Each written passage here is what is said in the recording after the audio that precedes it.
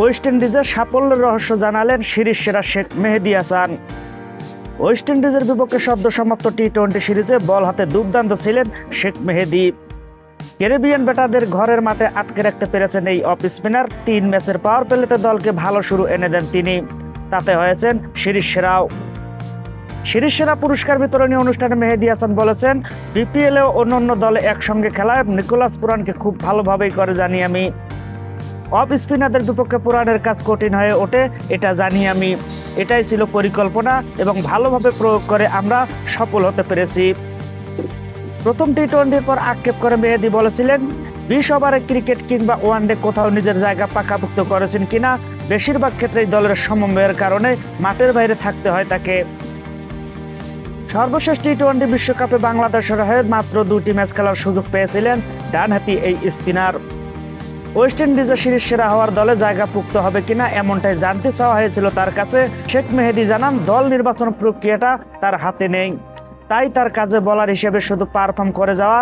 Match শেষে সাংবাদিকদের মেহেদী বলেন, আপনি যেটা বললেন দল নির্বাচন তো আমার হাতে না, পারফরমেন্স আমি চেষ্টা করতে পারি আর বাদ বাকি দেওয়ার আল্লাহর ইচ্ছা। সিলেকশন আমার হাতে না, কিন্তু আমার কাজ আমাকে করে যেতে হবে, বাকিটা নির্বাচকদের দায়িত্ব।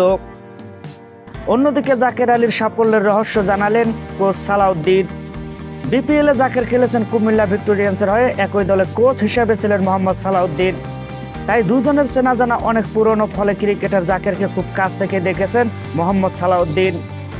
বর্তমানে জাতীয় দলের সিনিয়র সহকারী কোচ হিসেবে দায়িত্ব পালন করছেন সালাউদ্দিন।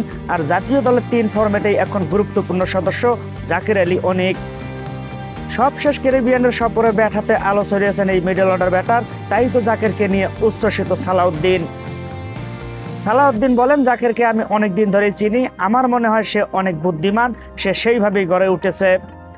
ঢাকা লিগ বলেন, বিপিএল বলেন, সে পজিশনে খেলতে অভ্যস্ত এবং সে জানে কোন ভূমিকায় তাকে কিভাবে খেলতে হয়।